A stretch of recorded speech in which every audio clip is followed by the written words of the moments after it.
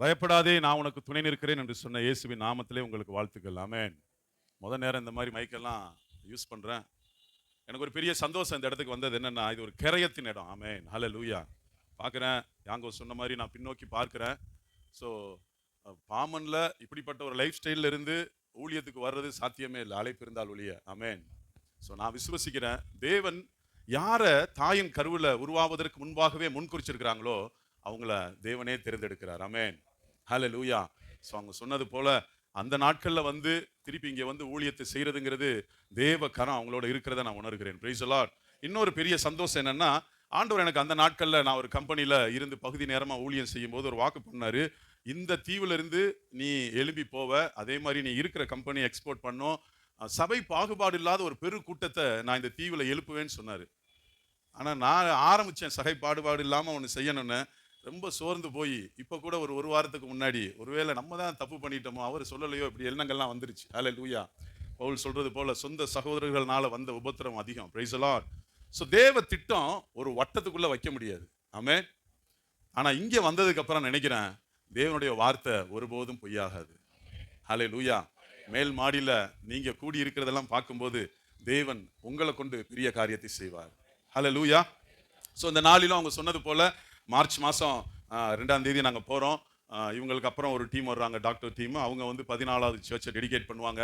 என் உள்ளத்தில் ஒரு சின்ன விருப்பம் இருந்துச்சு, கிரயமாக அங்கே இங்கே ஊழியம் செய்கிற யாங்கோ தம்பியும் ஜான் பால் அங்கே வரும்போது, ஏற்கனவே நாங்கள் ஒரு சர்ச் அங்கே கட்டியிருந்தோம். அந்த சர்ச் டெடிகேஷனுக்கு யாங்கவும் வந்திருந்தார். சாதாரண ஒரு நம்பராக ஹவுஸ் விசிட் பண்ணுறதா வந்திருந்தாங்க. அதை இப்போ ரீமாடிஃபை பண்ணியிருக்கிறோம். அது யாங்கோ கையால் டெடிகேட் பண்ணணும்னு நான் விரும்பினேன். தேவன் அதற்குண்டான காரியங்களை செய்கிறார். ஏன் நான் இதை சொல்றேன்னா, யாருக்கு என்ன செய்யணுங்கிறத பரலோகமே ஆயத்தப்படுத்தும். ஆமென். ஹல்லேலூயா. சோ எடுத்து வாசிக்கலாம். ஜோஷுவாவின் புஸ்தகம் 1வது அதிகாரம் 9வது வசனம். நான் உனக்கு கட்டளையிடவில்லையா? பலன் கொண்டு திடமனதாயிரு, திகையாதே கலங்காதே. ஹல்லேலூயா. ஃபர்ஸ்ட் ஆண்டவர் சொல்றாரு பாருங்க, கலங்காதே திகையாதே. தேவ ஊழியத்தை, தேவனுடைய திட்டத்தை நம்ம செய்யணும்னா முதல்ல நமக்கு பயம் இருக்கக்கூடாது, கலக்கம் இருக்கக்கூடாது. ஹல்லேலூயா. அது கடைசியில தான் சொல்றாரு, நான் உன்னோட என்ன செய்வேன்? யாரோட தேவன் இருப்பார்? வசனம் சொல்லுது பாருங்க, நீ போகும் இடமெல்லாம் உன் தேவனாகிய கர்த்தர். ஆமென். தேவன் எனக்கு அந்த நீ கந்தமால் போகணும்னு சொல்லும்போது என்னால் முடியல. ஏன்னா நான் இப்போ இந்த வீடியோ கிளிப்பிங் நான் போடுவேன், நீங்க பார்ப்பீங்க. அவ்வளோ பெரிய கடினமான பாதையா இருந்தது.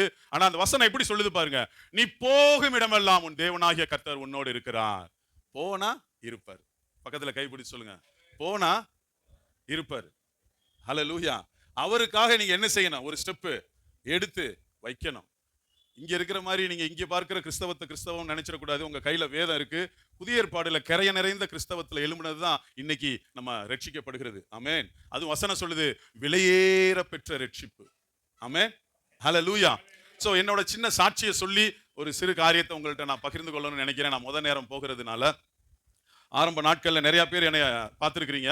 ஸோ ஆரம்ப நாட்கள்ல நான் பிறந்து 6 மாசம் தான் எங்க அப்பா இறந்துட்டாங்க. ஸோ ஒரு பெரிய கேள்விக்குறி இருந்துச்சு, லைஃப்ல நம்ம என்ன செய்ய போறோம் அப்படின்னு சொல்லி. ஸோ அப்படிப்பட்ட ஒரு சூழல்ல, வாழ்க்கையே என்ன அப்படிங்கிறது தெரியாத சூழல்ல எனக்கு ஒரே ஒரு கேள்வி இருந்துச்சு. அம்மா அந்த வெள்ளை சேலை தான் கட்டியிருப்பாங்க, எங்கேயும் போக மாட்டாங்க. ஸோ அந்த ஒரு சூழல்ல நான் பார்க்கும்போது எனக்கு ஒரு கேள்வி என்ன அப்படின்னா, இந்த பூமிக்கு நம்ம விரும்பி வரல. ஹல்லேலூயா. யாராவது விரும்பி வந்திருக்கிறீங்களா? நம்ம விரும்பி வரல.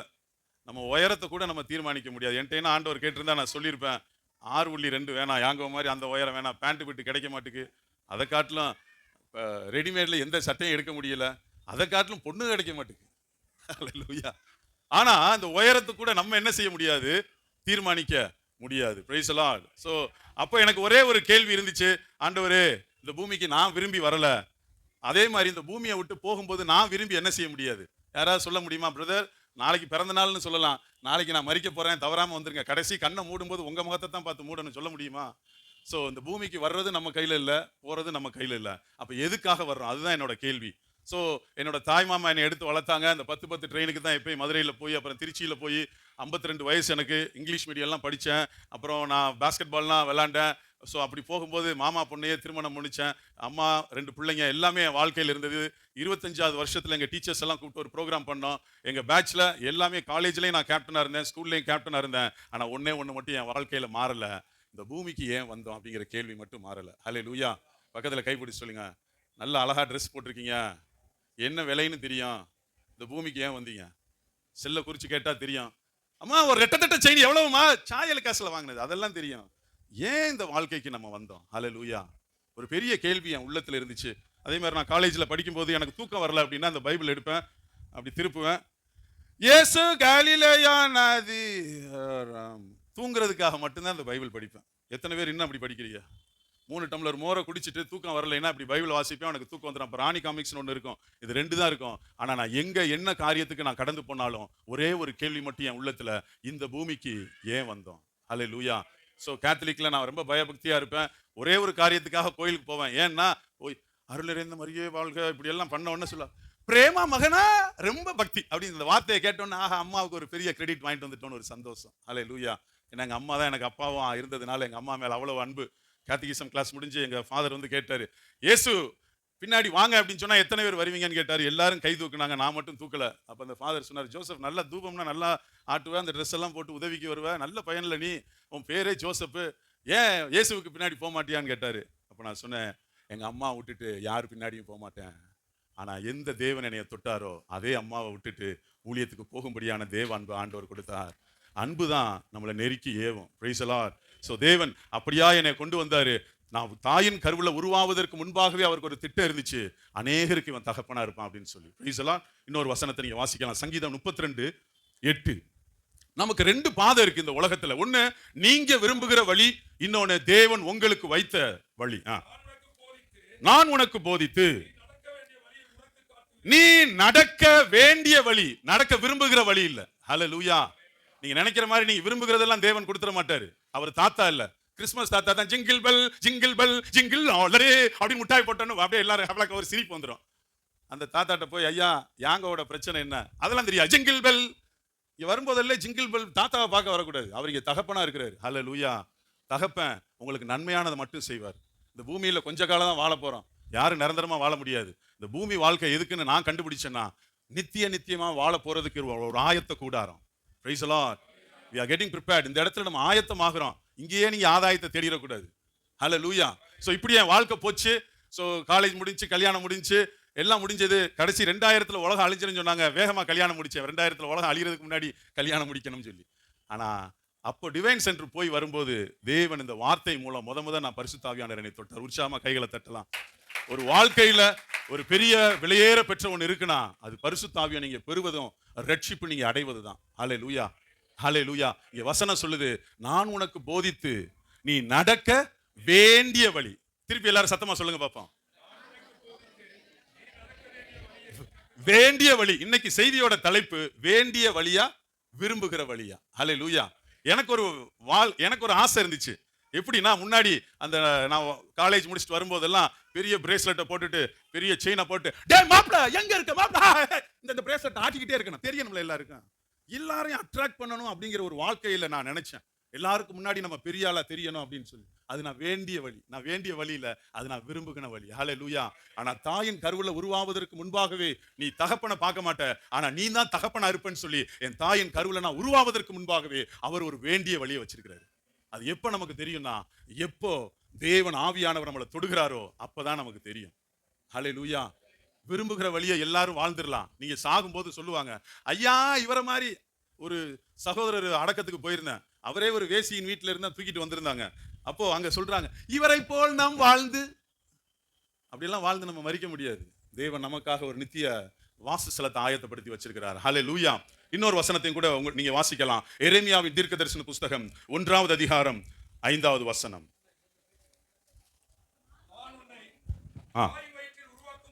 எங்க உருவாக்கும் முன்னே?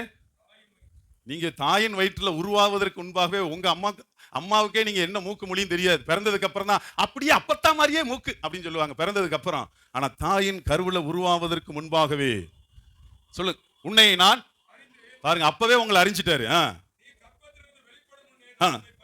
எப்ப நம்மளை பரிசுத்தப்படுத்தி இருக்கிறாரு? ஸ்டீவன் டாக்டர் உங்களை எல்லாம் எடுக்கல. கர்ப்பத்தில் நீங்க உருவாகும் போதே தேவனுக்காக நீங்க பிரித்தெடுக்கப்பட்டதுனாலதான் இந்த மாடி வீட்டுல டேடிக்காக இருக்கிறீங்க. ஹல்லேலூயா. பாமன்ல எத்தனையோ காரியங்கள் நடக்கலாம், என்னென்னமோ ஆபீசர்ஸ் இருக்கலாம், எவ்வளவோ விஐபிஸ் இருக்கலாம், ஆனா பரலோக கண்களுக்கு நீங்க தான் பொக்கிஷமா தெரிவீங்க. பிரைஸ் எல்லாம் இங்க வசனம் சொல்லுது, தொடர்ந்து வாசிங்க. ஐயா கருவே உருவாகல, ஆனா அவருடைய திட்டம் உருவாயிருச்சு. ஹல்லேலூயா. கருவே உருவாகலைன்னு எழுதப்பட்ட அதே இடத்துல அவர் சொல்றாரு, உன்னைய நான் ஒரு ப்ராஃபட்டா, நான் ஒரு தீர்க்கதரிசியா வச்சிருக்கிறேன். ஆல்ரெடி அவர் வச்சிட்டாரு, நீங்க சுதந்திரிக்க மட்டும்தான் செய்யணும். ஹல்லேலூயா. அப்ப இங்க இருக்கிற எல்லாருக்குமே ஒரு திட்டம் தேவன் வச்சிட்டாரு. இப்ப கேள்வி ஒண்ணே ஒண்ணுதான், அவரு வேண்டிய வழியில நீங்க போகணும்னு நினைக்கிறீங்களா, இல்ல நீங்க விரும்புகிற வழியில போகணும்னு விரும்புகிறீங்களா? இதான் இன்னைக்கு உண்டான கேள்வி. ஹல்லேலூயா. என் வாழ்க்கையை நான் திரும்பி பார்க்கிறேன், நான் வேண்டிய வழியோ போக விரும்பாம விரும்புகிற வழியில போகணும்னு நினைச்சேன். நான் உங்கள்ட்ட சொன்னேன்ல, அப்படி எல்லாருக்கும் முன்னாடி நம்ம தான் பெருமையா அப்படியே எல்லாத்தையும் நம்ம சொல்ற, நம்ம ஸ்லாங் லாங்குவேஜ்ல என்ன சொல்லுவோம், ஒரே பீத்து பண்றாங்கன்னு சொல்ற மாதிரி அப்படிப்பட்ட வாழ்க்கையை வாழணும்னு நினைச்சேன். ஆனா என்னைக்கு ஆண்டவர் என்னைய தொட்டாரோ, அவருடைய திட்டம் என்னை வடிவமைக்க ஆரம்பிச்சிச்சு. கடுமையான வேதனை இருந்துச்சு, ஆனால் அவர் அன்பு எல்லாவற்றிலும் என்னை தாங்கினது. ஹல்லேலூயா, ஹல்லேலூயா. சோ அவர் கந்தமால்ல 2008ல நான் ஆண்டவருக்குள்ள நான் வந்து ஒரு 6-7 வருஷம் பகுதி நேரமா ஊழியத்தை செஞ்சுட்டு இருந்தேன். சோ அப்படி நான் இருக்கும்போது ஆண்டவர் என் உள்ளத்துல பேசினாரு. நான் அங்க ஜோஷுவா சர்ச்சில் வந்து ஒரு பிரேயர் செல் லீடரா நான் இருந்தேன். இதுல சவுண்ட் வைக்கலாமா? சோ அப்ப இந்த 2008ல ஒரு சம்பவம், கந்தமால் ஒடிசால இப்படிப்பட்ட ஒரு சம்பவம் நடந்துச்சு. ஒரு சாமியாரை வந்து மாவோயிஸ்ட் கொன்னுட்டாங்க. ஏன் செல்லுல ஃபுல்லா இருக்கு?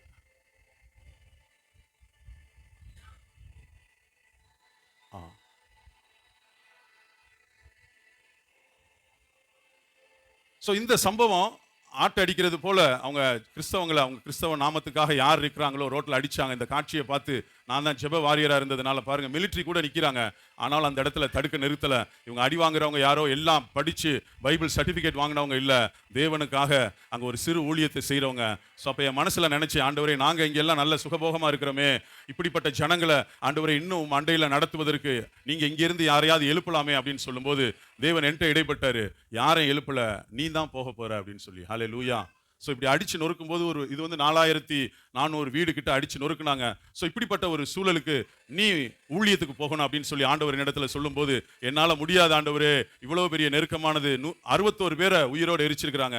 ஏன் இதெல்லாம் நான் சொல்றேன்னா, நீங்க இங்க இருக்கிற ஊழியங்களே நீங்க பார்க்க கூடாது, இல்ல இங்க இருக்கிற காரியங்களே நீங்க பார்க்க கூடாது. நம்ம இங்க பிரசங்கிக்கிற வேலை கூட எங்கேயோ யாரோ ஒருத்தவங்க தேவனுக்காக மரித்திருக்கலாம். Price the Lord. நமக்கு தெரிஞ்சதெல்லாம் பக்கத்து வீட்டுல வந்து ஆடி காரும் முன்னாடி இருக்கிற நாத்தனா போட்டிருக்க செயின் தான் நமக்கு தெரியுது. பரலோகம் அதெல்லாம் பார்க்காது. பரலோகம் உன்னிப்பா பார்க்கும், என் தேவ திட்டத்தை இந்த பூமியில யாரு செய்றா. ஹல்லேலூயா.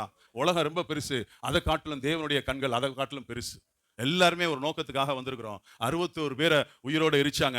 அப்போ நான் சொன்னேன், ஆண்டவரே அந்த இடத்துக்கு போறதுக்கு எனக்கு நீங்க தான் பலன் தரணும் அப்படின்னு சொல்லும்போது, ஒரு நாள் நான் ஜெபிக்கிற நேரத்துல, இது பாஸ்டர்ஸோட டெட் பாடி பாருங்க, இனி யாரும் ஊழியத்துக்கே வரக்கூடாது, இனி வந்து ஊழியம் செய்யறதுக்கு யாருக்கும் தைரியம் வரக்கூடாதுன்னு சொல்லி அவங்க அந்த பாஸ்டர் அடிச்சு அவங்க அப்படி போட்டிருந்தாங்க.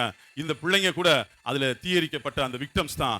ஏன் இதெல்லாம் நான் காமிக்கிறேன் அப்படின்னா, எங்கேயோ ஏதோ ஒரு இடத்துல உபத்திரவத்தின் மத்தியில யாரோ ஒருத்தவங்க ஊழியம் செஞ்சுட்டு இருக்கிறாங்க. ஹல்லேலூயா. இப்போ நான் அழுதுகிட்டே சொன்னேன், ஆண்டவரே எனக்கு திராணி இல்லை அப்படின்னு சொல்லும்போது தான் இப்போ நீங்க வாசித்த வசனம், களங்கொண்டு திடமனதா இரு, நீ போகும் இடமெல்லாம் உன்னோட நான் இருப்பேன், போனா இருப்பேன், போனா இருப்பேன், போனா இருப்பேங்கிற அந்த சத்தம் எனக்குள்ள துணிச்சுக்கிட்டே இருந்துச்சு. கையை தூக்கி சொன்னேன், ஆண்டவரே நான் போறேன். ஹல்லேலூயா. எந்த அம்மாவுக்காக நான் இயேசுவுக்கு பின்னாடி போக மாட்டேன்னு சொன்னனோ, அந்த அம்மா பிள்ளைங்க எல்லாரையும் விட்டுட்டு, எப்போ எங்க வீடு வந்து நாங்க டாட்டா காட்டினா தான் ட்ரெயின் போகும், அந்த மாதிரி தான் இருக்கும் எங்கள் வீடு. ஸோ நான் அடிக்கடி நினைப்பேன், இந்த ஒரிசாவுக்கு ஏன் ட்ரெயின் விட்டாங்க, அதே ட்ரெயினில் நான் போகும்போது அம்மா மனைவி பிள்ளைங்க எல்லாத்துக்கும் டாட்டா காமிச்சிட்டு தேவனுடைய திட்டத்துக்கு நான் எனக்கு விருப்பம் இல்லைனாலும் அவர் வைத்திருக்கிற அந்த வேண்டிய பாதைக்கு நான் ஒப்பு கொடுத்தேன். ஹல்லேலூயா. காலங்கள் கடந்துருச்சு, 12 வருஷம் ஆயிடுச்சு. ஆனாலும் ஆண்டவர் என்னை கொண்டு அங்கே செய்கிற காரியத்தை நான் பார்க்கும்போது, ஆண்டவரே விருப்பத்தை விட்டுட்டு நீர் எனக்கு வைத்திருக்கிற திட்டத்தை நான் பிடித்துக்கொள்ள எனக்கு பலன் தந்தீங்களேன்னு சொல்லி ஆண்டவருக்கு நன்றி செலுத்துகிறேன். ஹல்லேலூயா, ஹல்லேலூயா. இப்போ நான் விரும்புகிற பாதையில நான் போயிருந்தேன்னு வைங்களேன், கண்டிப்பா எனக்குன்னு என்ன திட்டம் வச்சிருக்கிறாரோ அதை அவரால் நிறைவேற்ற முடியாது. இங்க 2 மாப்பிள மச்சான் சொல்லுவான், மாப்பிள பட்டைய கிளப்புறடா, மாப்பிள சொல்லுவான், மச்சான் சொல்லுவான். ஆனா பெட்டியில வச்சதுக்கு அப்புறம் நம்ம மேல போய் அவரை பார்க்கும்போது, உன்னை நான் தெரியாதே அப்படின்னு சொல்லுவார். அங்கே இந்த மாதிரி தண்ணி பம்ப் எல்லாம் அடிச்சு தான் சர்ச்சு கட்டணும், ஒவ்வொரு சர்ச்சும் கட்டணும். இங்கே மாதிரி பாதைகள் எல்லாம் ஈஸியாக இருக்காது. ஸோ ஒவ்வொரு வருஷமும் ஒவ்வொரு ஆலயத்தை கட்ட ஆண்டவர் உதவி செய்தார். ஸோ அப்படி நாங்கள் ஒவ்வொரு ஆலயத்தையும் கெட்டும்படி தேவனே காரியங்கள் எங்களுக்கு கொடுக்கும்போது பாருங்கள், இந்த 2 அம்மாவை நீங்கள் எந்த இதுலையும் பார்த்துருக்க மாட்டீங்க. அந்த 2 அம்மாவை, ஆனால் அவங்க தான் என்ன செய்வாங்கன்னா தண்ணியை தூக்கிட்டு வந்து, எதுக்கு இதெல்லாம் சொல்கிறேன்னா, நீங்கள் பார்க்குற நபர்கள் வந்து பரலோகத்துல நீங்க பாப்பீங்களா என்னன்னு தெரியல. கரையம் செலுத்துறவங்க எல்லாம் அந்த ரங்கத்துல இருக்கிறாங்க. ஹல்லேலூயா. அந்த பாட்டிமார்கள் படிச்சவங்க இல்ல, பைபிள் வாசிக்க தெரியாது. ஆனா அவங்க சொல்லுவாங்க, ஆயா இந்த சர்ச்சில் உள்ள எல்லா தண்ணியும் நான் சுமந்துட்டு வர்றேன்னு 1/2 கிலோமீட்டர்ல இருந்து தண்ணி சுமந்து வருவாங்க. யூடியூப்ல வரமாட்டாங்க, ஃப்ளெக்ஸில் வரமாட்டாங்க. ஆனால் பரலோகம் வந்தால் நீங்கள் அவங்கள சந்திக்கலாம். ஹல்லேலூயா.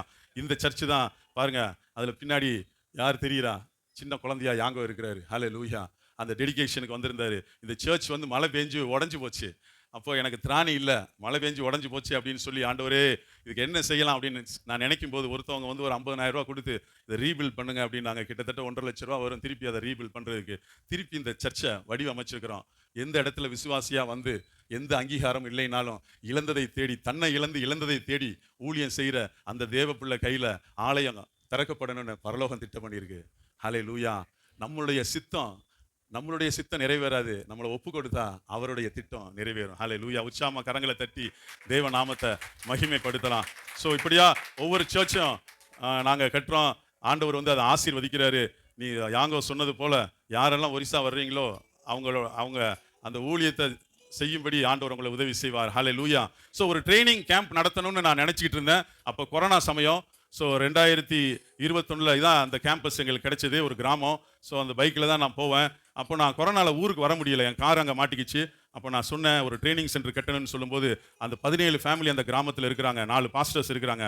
எல்லாரும் என் கையை பிடிச்சிட்டு சொன்னாங்க, ஐயா எங்கள்கிட்ட பணம் இல்லை, ஆனால் எங்கள் கை கால்கள் இருக்கு, நீங்கள் என்ன சொல்கிறீங்களோ செய்கிறேன்னு சொல்லும்போது கிட்டத்தட்ட ஒரு 30,000 செங்கலை கொரோனா சூழல் சமயத்தில் நாங்கள் செஞ்சோம். ஹல்லேலூயா. ஸோ எல்லாரும் கொரோனாவில் உலகமே சம்பிச்சு போயிருந்துச்சு. ஆனால் அந்த ரங்கத்தில் எங்கேயோ தேவன் காரியங்களை செய்ய உதவி செய்தார். இதெல்லாம் நான் என்னுடைய காரியத்துக்கு சொல்லலை. நீங்கள் என் குடும்பம் என் பிள்ளைன்னு இருக்கிற இதே காலத்தில் யாரோ ஒருத்தவங்க இந்த பூமியில் கரையம் செலுத்திட்டு இருக்கிறாங்க. அது பரலோகம் பார்த்து கொண்டே இருக்கு. ஹல்லேலூயா. நம்மளுடைய காலம் எவ்வளவு காலம் தெரியாது. அந்த சின்ன பிள்ளைங்க கூட நானும் ஐயாவோட செஞ்சு, நானும் தாத்தாவோட சேர்ந்து நான் செங்கல் செய்வேன்னு சொல்லி கிட்டத்தட்ட செங்கல் செய்கிறது. ஏன் எகிப்தியர் அவங்களை அப்படி அடிமைப்படுத்தி செங்கல் செய்யும் போது இஸ்ரவேல் ஜனங்கள் பெருமூச்சு விட்டாங்கன்னு இந்த செங்கல் செய்யும் போது நான் கற்றுக்கிட்டேன். ஹல்லேலூயா. எதுக்கு இதெல்லாம் உங்களுக்கு திரும்பி நான் சொல்கிறேன்னா, நமக்கு கொடுக்கப்பட்ட வாழ்க்கையில் நம்ம வாழ்கிற காலத்தில் தேவனுக்காக கரையம் செஞ்சோம் அப்படின்னு சொன்னால் கண்டிப்பாக தேவன் உங்களை அங்கீகரிக்கிறவராக இருப்பார். ஹல்லேலூயா. ஸோ இந்த இது செஞ்சு எல்லாருமே என்னோட இணைஞ்சிருந்தாங்க. ஸோ இதுதான் எங்களுடைய கேம்பஸ்ஸு. கிட்டத்தட்ட 600 பேர் அந்த டெடிகேஷனுக்கு வந்தாங்க. எந்த இடத்துல 157 சர்ச்சஸை உடைச்சாங்களோ அதே இடத்துல சர்ச்சஸை கட்டும்படி தேவன் உதவி செய்தார். எப்போ நீ போகும் இடமெல்லாம் நான் உன்னோட இருக்கிறேன் அப்படின்னு சொல்லி நமக்கு வாக்கு பண்ணுகிறாரோ அந்த தேவன் நம்மளோட வருகிறார். மனுஷன் பார்க்கணும், அவங்க அங்கீகாரம் பண்ணணுங்கிற அவசியம் கிடையாது. பரலோகம் அவங்களை அங்கீகரிக்கும். ஹல்லேலூயா. எங்கள் சர்ச்சில் இருக்கிற யங்ஸ்டர்ஸ் எல்லாம் நான் கூப்பிட்டு ஃபஸ்ட்டு கேம்ப் நடத்தினோம். எப்படி ஒரு டவுனில் கேம்ப் நடத்துமோ அதே மாதிரி அவங்களுக்கு யூனிஃபார்ம் டேக் எல்லாம் போட்டு கேம்ப் நடத்த ஆண்டவர் உதவி செய்தார். இவங்க எல்லாமே ஆதிவாசி ஜனங்க. இன்னைக்கு ஆண்டவரை அறிகிற விதமாக அவங்க அறிந்து கொள்கிறதுனால அந்த இடத்துல ரட்சிப்பு கிரியை செய்யும்படியாக தேவன் உதவி செய்கிறார். ஹல்லேலூயா. அப்போ நான் எனக்கு வேண்டிய வழியில் போகாமல் விரும்புகிற வழியில் போனேன்னா இந்த தேவ திட்டம் எதுவுமே நிறைவேறி இருக்காது. இது எங்களுடைய ஊழியர்கள் அங்கே அந்த கேம்பஸில் நான் முன்னாடி சொன்னேன், நான் 6 மாதம் எங்கள் அப்பாவே பார்த்ததில்லை.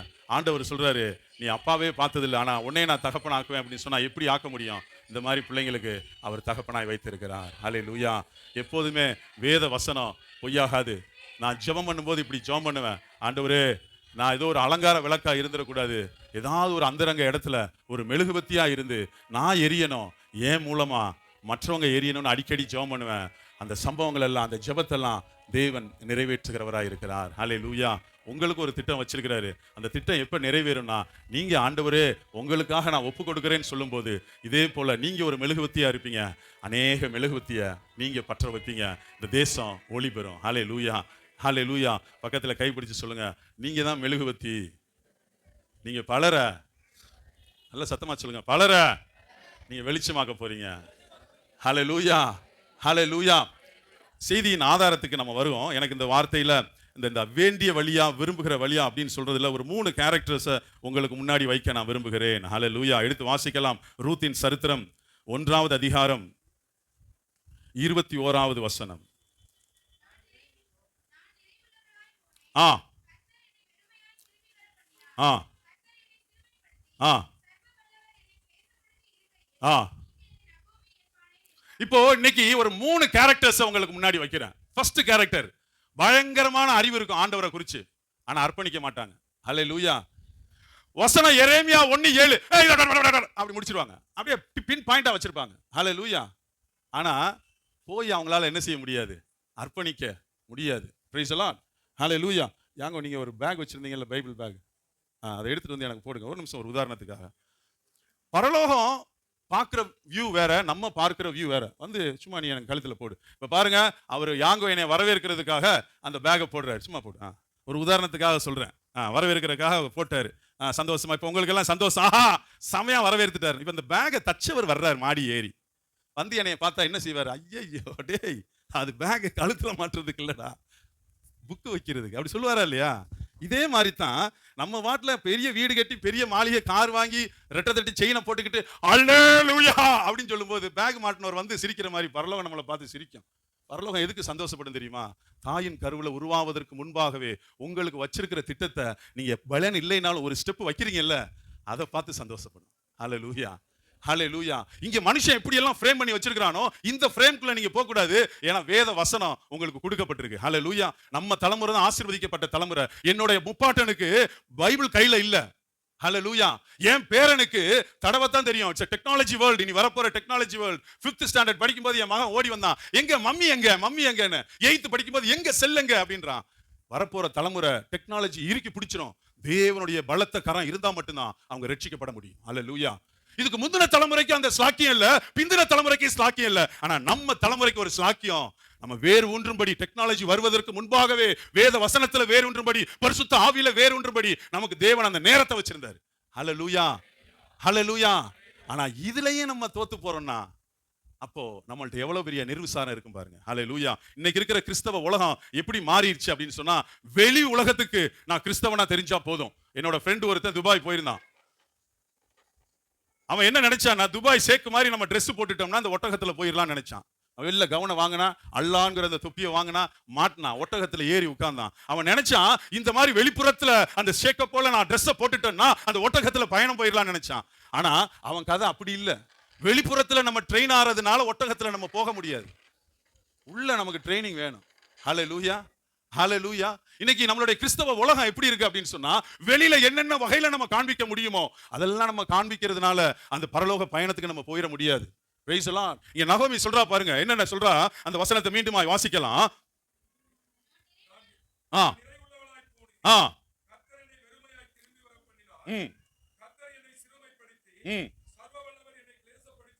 ஆ இப்ப என்னோட கேள்வி ஒன்னே ஒண்ணுதான். அந்த அம்மாவுக்கு அண்டர்ஸ்டாண்டிங் இருந்துச்சு. சர்வ வல்லவர். சர்வ வல்லவர்னா என்ன அர்த்தம்?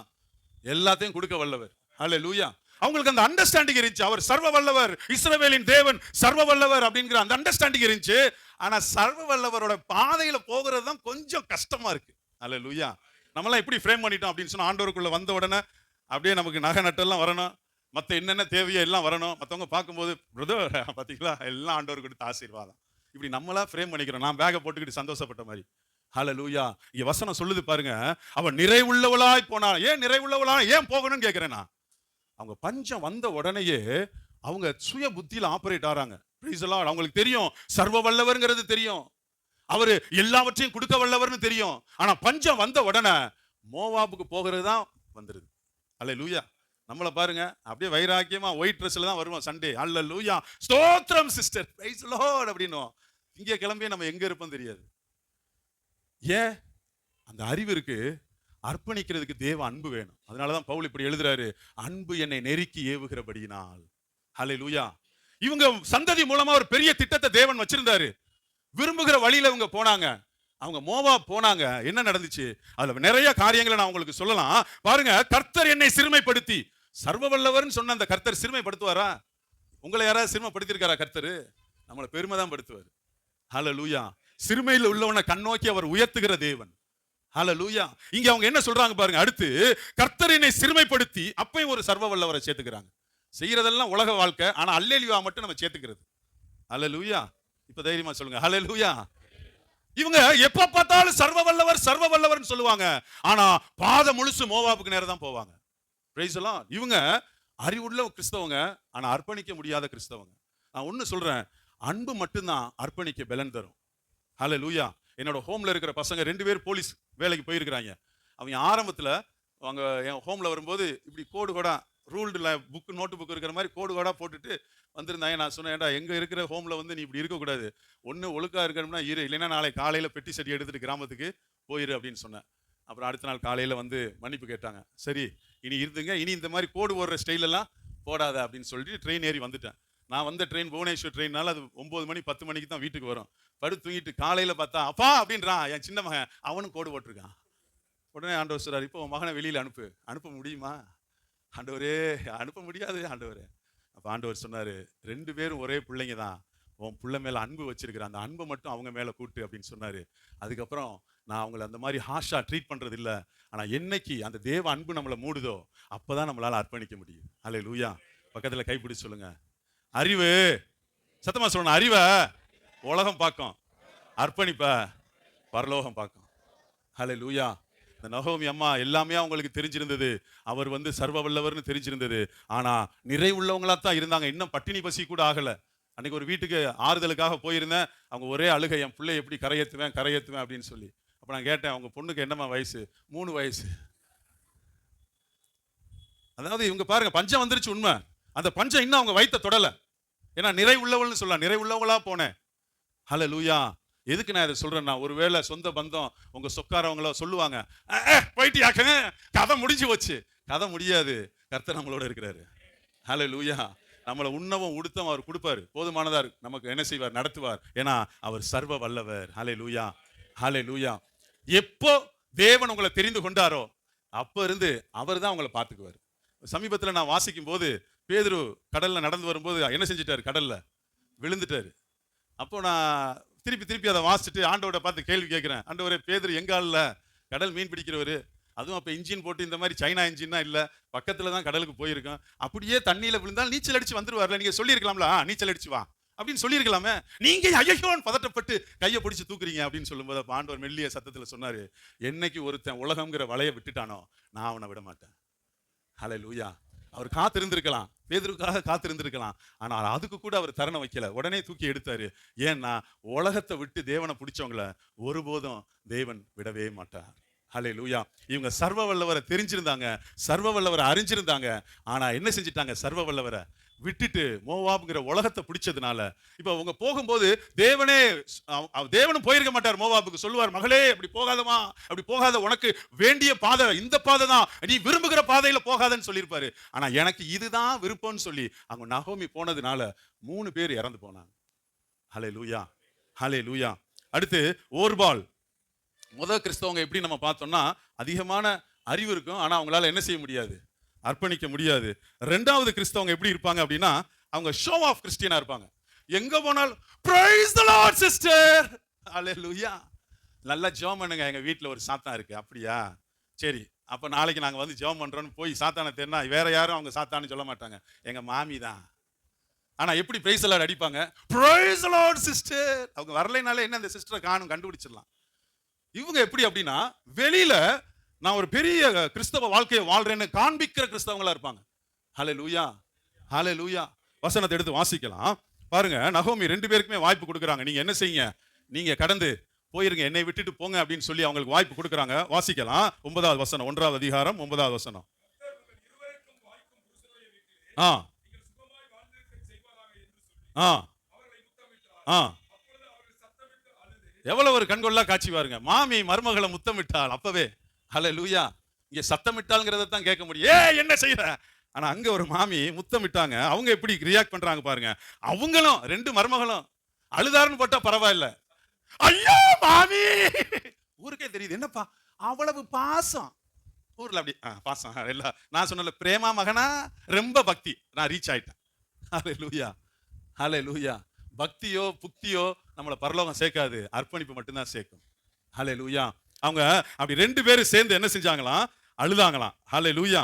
ஹல்லேலூயா. 14வது வசனத்தை வாசிக்கலாம். ஓர்பால் என்ன செய்றாங்க பாருங்க, திருப்பி ஒரு அல்லேலூயான்னு சத்தம் போடுற மாதிரி.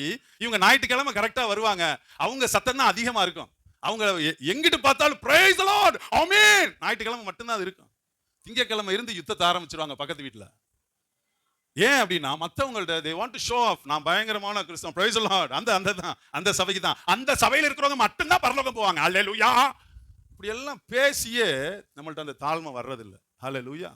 பாருங்க, இந்த ஓர்பால் திருப்பி ஒரு ஆக்ஷன் போடுறாங்க. 14வது வசனம் எப்படி இருக்கு? ஓர்பால் தன் மாமி, அவர்கள் சத்தமிட்டு அதிகமாய் அழுதார்கள். ஓர்பால் தன் மாமியை முத்தமிட்டு ஞாயிற்றுக்கிழமை ஒரு கூட்டம் வரும். ஹல்லேலூயா, நீங்க தான்ப்பா எல்லாம், போயிட்டு வரட்டா, அதோட போறவங்க தான். ஹல்லேலூயா. எங்க வரியா? சபைக்கு போறோம். ஐயோ, ஞாயிற்றுக்கிழமை மிச்சம் 6 நாள் என்ன செய்றீங்க? இன்னொன்னு உங்களுக்கு நான் சொல்றேன், பிசாசும் தேவனை அறிஞ்சிருக்கிறான். ஆமென். அதான் வசனம் சொல்லுது, பிசாசும் தேவனை அறிந்திருக்கிறது. ஆனா பிசாசுக்கு நமக்கும் ஒரு வித்தியாசம் தான். அது அறிஞ்சிருக்கு, ஆனா அந்த பாதையில் என்ன செய்யாது? அர்ப்பணிக்காது. உங்களை பிசாசு சொல்றேன்னு திட்டுறாது, நினைச்சிடாதீங்க. அந்த பாதையில நம்ம வைக்கல அப்படின்னா பரலோகம் நம்மளை எப்படி பார்க்கும்? இவனெல்லாம் அந்த கேட்டகரியில என்ன செஞ்சிரு, சேர்த்துரு. ஹல்லேலூயா, ஹல்லேலூயா. இப்போ இங்க அந்த சம்பவம் நடக்குது. அடுத்து ரூத் அவங்க என்ன செய்றாங்க? அவங்க விடாமல் 16வது வசனத்தை வாசிக்கலாம். ஹல்லேலூயா. இப்போ 3 கிறிஸ்தவங்களை பார்த்தோம். இந்த ரூத் மட்டும்தான் வேண்டிய பாதைக்கு தன்னை ஒப்பு கொடுத்தான். ஹல்லேலூயா. அவ இருந்தது வேற தேசம், ஆனா இப்ப வர்றது வேற தேசம். நபர்கள் என்ன செய்யாது? தெரியாது. அங்க யாரு மச்சான் மாமா ஒருத்தனு கிடையாது. மாமியை பிடிச்சிக்கிட்டே போகணும், அதான் பெரிய விஷயம். சாமிக்கு ஊழியம் பண்ணிடலாம், அல்லேலூயா.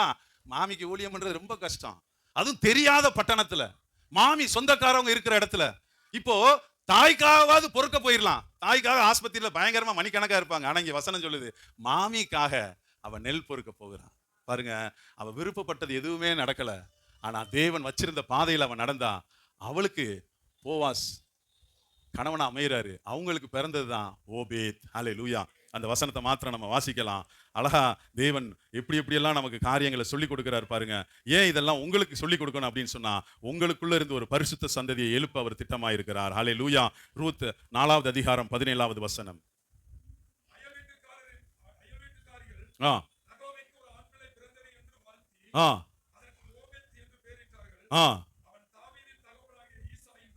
ஹல்லேலூயா. இப்ப பாருங்க, 3 பேர் இருக்கிறாங்க. நகோமி இருக்கிறாங்க, ஓர்பால் இருக்கிறாங்க, ரூத் இருக்கிறாங்க. நகோமி எப்படிப்பட்ட கேரக்டர்னு சொன்ன? நிறைய பேர் நினைக்கிறாங்க இவ்வளவு உயரமா வந்து திட்டுறதுக்குனே வந்துட்டாரோ. அவங்க அறிவு இருந்துச்சு, அர்ப்பணிப்பு இல்ல. ஓர்பால் எப்படிப்பட்டவங்களா இருப்பாங்க? அவங்க காட்சி கிறிஸ்தவர். ஹல்லேலூயா. ஆனா ரூத் மாத்திரம்தான் வேண்டிய பாதைக்கு தன்னை ஒப்பு கொடுத்தாங்க. அவங்க சந்ததியில இருந்து தான் தாவீது பிறந்தான். தாவீது சந்ததியில இருந்து தான் இயேசு பிறந்தாரு. ஹல்லேலூயா. அப்போ என்னங்க நன்மை? ஆண்டவரை பின்பற்றுவதற்கு என்னங்க நன்மை? நீங்க பின்பற்றுனீங்கன்னா ஒரு பரிசுத்த சந்ததி உங்களுக்கு பின்னாடி தேவன் எழுப்புவாரு. ஹல்லேலூயா. அதனால தான் நம்ம வேண்டிய பாதைக்கு நம்ம போகணும். Price the Lord. இந்த கடைசி நாட்கள்ல ஒரு சிம்டம்ஸ் இருக்காதான், என்னன்னா நன்றி அறியாதவர்களா இருப்பார்கள்னு எழுதப்பட்டிருக்கு.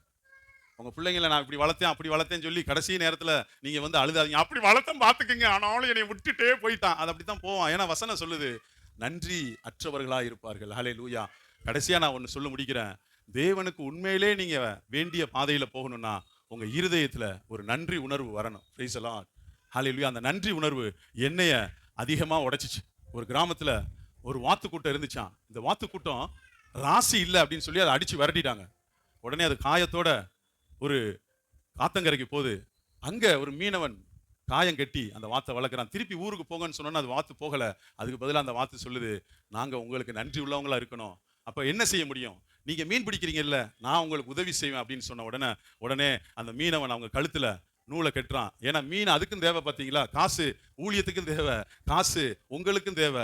அதே போல அது கழுத்துல ஒரு நூலை கட்டுங்கன்னு சொல்றான். என்னைய தண்ணியில இறக்கி விடுங்கன்னு சொல்லும்போது அந்த வாத்து அந்த நன்றி உணர்வு மிக்க வாத்தா இருக்கிறபடியினால அந்த எஜமான் தான் எனக்கு காயம் கட்டினா, அந்த எஜமான் தான் என்னைய காப்பாத்தினான்னு சொல்லி அந்த தண்ணிக்குள்ள முங்கி தன் இழந்ததெல்லாம் தேடுவதற்காக அது முங்கி முங்கி முங்கி போய் எங்கெல்லாம் ஆத்துமா இருக்கோ, எங்கெல்லாம் மீன் இருக்கோ அதெல்லாம் பிடிச்சு அந்த மீண்டும் அது எஜமானுக்கே வந்து கொடுக்குது.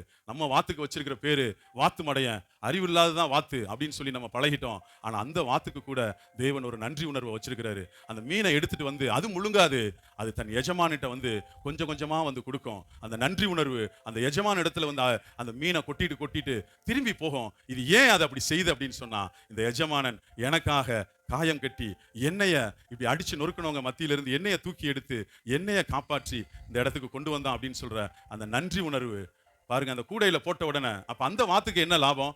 எஜமானன் அதுக்கு பிரியமான ஒரு மீனை அந்த மூங்கிலே வச்சிருப்பான். அந்த மூங்கில் எல்லா வேலையும் முடிஞ்சு வந்த உடனே அந்த எஜமானன் அந்த வாத்தை நன்றியோட பார்த்து அவன் அந்த கழுத்துல இருக்கிற அந்த கயத்தை எல்லாத்தையும் அவுத்து அதுக்குன்னு ஸ்பெஷலான மீனை அந்த வாத்துக்கு அவன் கொடுத்து சந்தோஷப்படுகிறவனா இருக்கான். ஒரு நாள் வரும் நியாய தீர்ப்புல உங்களுக்குன்னு ஒரு வாசஸ்தலத்தை தேவன் வச்சிருப்பாரு. பாருங்க, அந்த வாத்து நன்றி உள்ளதா இருந்ததுனால மூங்கிலுக்குள்ள அதுக்குன்னு பிடிச்ச அந்த கெளுத்து மீனை அவன் அந்த வாத்துக்கு கொடுக்குறான். அந்த வாத்துக்கு கொடுக்கும் போதுதான் அது தொண்டையில இருக்கிற கயத்தை எனக்கு அவுத்து விடுங்க அப்படின்னு சொல்லுது. யாரு? ஆண்டவரே, எனக்கு சுகபோகம் வேண்டாமப்பா, ஆண்டவரே உடைய விலையேற பெற்ற ரட்சிப்புக்கு எனக்கு தொண்டையை கட்டுங்க, நான் உங்களுக்காக ஊழியம் செய்வேன்